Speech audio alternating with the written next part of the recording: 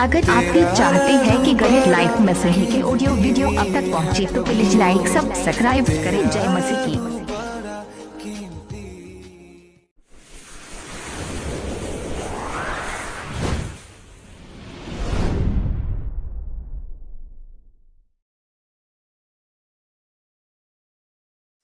भैया हम रंजय बिहारी ये गाना के माध्यम से संदेश देना चाहते हैं कि हम सब मसीह लोग के सताया जा रहा है, सब मसीह विरोधियों के लिए प्रार्थना करें ताकि प्रभु उनको मन को बदले। जय मसीह की। प्रेजेंटेड बाय लालटेन म्यूजिक। दुखवा के मारल सूजी आईनी राउए दुआरिया, आईनी राउए दुआरिया। दुखवा के मारल सूजी आईनी राउए दुआरिया। मारेला तनमाए प्रभु जी, मारेला तनमाए प्रभु जी गौआ घर परिवारवा। मारेला तनमाए प्रभु जी गौआ घर परिवारवा, गौआ घर परिवारवा।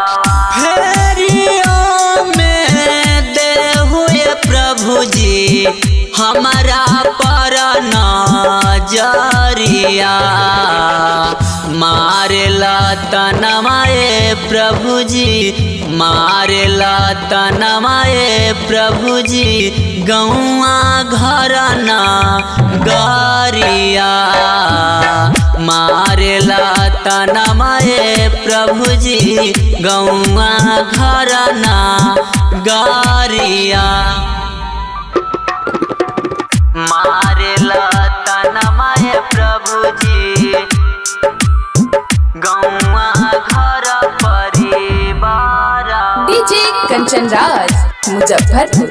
गौआ घर परिवार।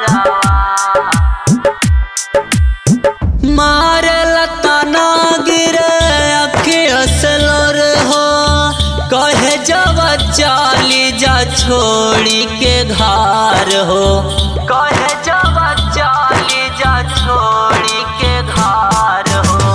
मारेला तना गिरे अखिया सलोर हो, कहे जब चाली जा छोड़ी के घर हो। अस धरी आईनी प्रभु जी, अस धरी आईनी प्रभु जी राउए हो दुआरिया।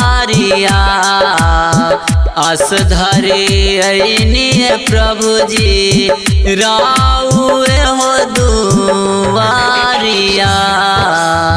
फेरियों में दे हुए प्रभु जी हमारा पर नजरिया।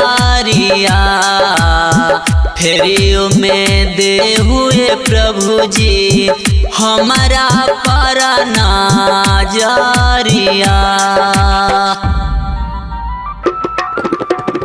मारेला तनमाए प्रभु जी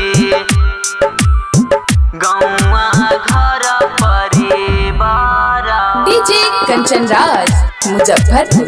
गौआ घर परिवार।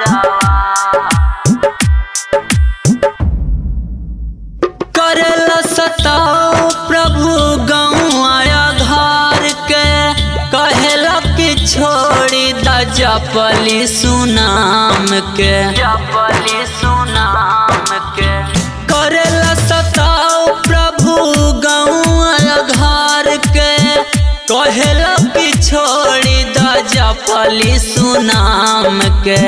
रंजय बिहारी पिंटू जी के बूझे न कोई लाचारिया। रंजय बिहारी पिंटू जी के बूझे न कोई लाचारिया। फेरियों में दे जी सब विश्वासी पना जारिया फेरियो में दे हुए प्रभु जी सब विश्वासी पना जारिया।